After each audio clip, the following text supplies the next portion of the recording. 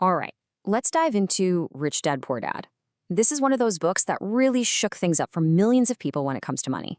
Today, we're going to break down its core idea, a powerful mindset shift that really goes against the brain of the advice most of us grew up hearing. So, right off the bat, the book hits you with this. I mean, wow, it's a bold statement, right? It's designed to make you stop and think because it directly challenges what our parents and grandparents told us was the golden rule for success.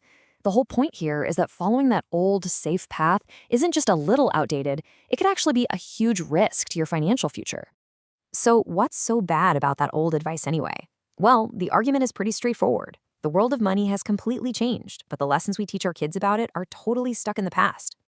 You know the drill. This was the master plan, the blueprint for a good life. You go to school, you work hard, you get a good job with a good company, climb the ladder, and then you retire with a nice, comfy pension.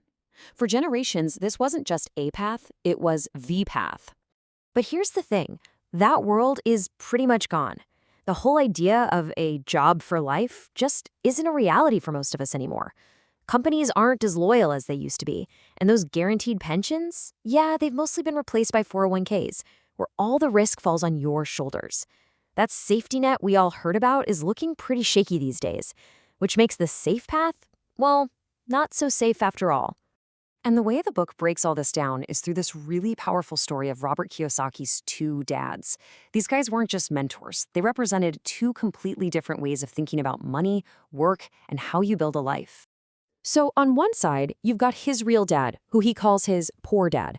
This was a super smart, highly educated guy, the head of education for Hawaii, in fact. But even with a great salary, he was always stressed about money. And on the other side, there's Rich Dad. This was his best friend's father, who dropped out of school in the 8th grade but ended up building a massive business empire. And their core beliefs about money couldn't have been more different. For poor dad, money was almost a taboo subject, something you didn't talk about. But for Rich Dad, it was the lack of money that was the real problem, the thing that causes stress and limits your choices.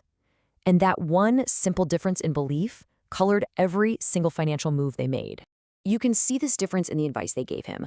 Poor Dad's advice was all about creating a good employee. Get good grades, get a good job. Rich Dad's advice was about becoming an owner. He wasn't teaching him how to find a job, he was teaching him how to create jobs. And this is all about mindset. Think about it. When you say, I can't afford it, your brain just shuts down. End of story. But when you ask, how can I afford it? Your brain fires up. It starts looking for solutions, for possibilities. One's a brick wall, the other's an open door. For poor dad, risk was this scary monster under the bed, something to avoid at all costs. And that fear is what keeps so many people stuck. But for Rich Dad, risk wasn't something to run from. It was something to understand, something you learn to manage. In his world, the biggest risk of all was trying to avoid risk entirely. So the story goes, when Kiyosaki was just 9 years old, he asked his rich dad to teach him the secrets to getting rich. And that first lesson, well, it didn't happen in a classroom. It was a real-world test designed to teach him something he'd never forget. Rich Dad's offer was pretty simple. He said he'd pay young Robert and his friend 10 cents an hour. 10 cents. To work in one of his stores every Saturday. And their job? To dust thousands and thousands of canned goods. It was mind-numbingly boring work for practically no money. So, after a few weeks of this, young Robert just snaps. He feels totally used, underpaid, and angry. He marches right into Rich Dad's office, quits, and basically calls him a greedy crook. He's furious, and he demands to be taught the real lessons he was promised. And this is the mic drop moment. Rich Dad explains that this whole thing was the lesson. He said life doesn't teach you with words, it teaches you by, well, pushing you around. That feeling of frustration, of being underpaid and overworked, that was the lesson. It was a taste of what millions of adults feel every single day of their working lives.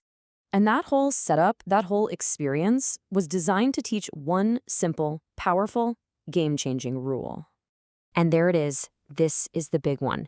This is the core idea that separates Rich Dad's world from Poor Dad's. The goal isn't just to work hard for a paycheck. It's to completely change what you're working for. Okay, so let's break this down. Most people are caught in a cycle that's driven by fear, right? The fear of not paying the mortgage, the fear of getting fired, and that fear keeps them chained to a paycheck. The rich, on the other hand, focus on making their money work for them. They spend their time buying and building assets, things that put money in their pocket, whether they show up to work or not. Think rental properties, stocks, businesses. The end game is to have your assets make more money than your expenses, so you're no longer trading your time for cash. And this whole cycle, this endless loop of getting a job to pay bills, then needing a raise to pay for bigger bills, Rich Dad had a name for it. He called it the rat race. And it's the perfect picture, isn't it? Just running faster and faster on a wheel, but never really getting anywhere new. So it all boils down to this one question that the book leaves you with, a question for you to answer. Are you on that hamster wheel, working for money, driven by security and maybe a little bit of fear? Or are you actively learning how to get off the wheel, how to make your money work for you so you can achieve real financial freedom? According to this book, your answer to that one question pretty much decides your entire financial destiny.